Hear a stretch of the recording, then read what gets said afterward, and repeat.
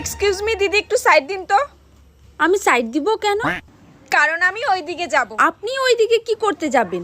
ওইদিকে আমার কাজ আছে তাই। আপনার ওইদিকে কি কাজ আছে?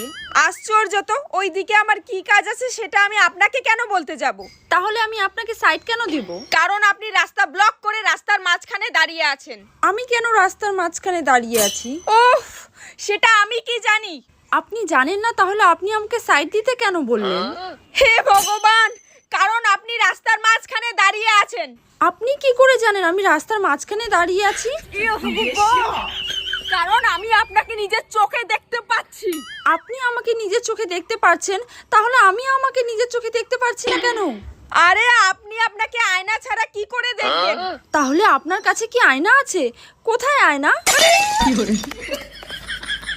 আমার কাছে আয়না কেন হতে যাবে? আমি নিজের চোখে দেখছি।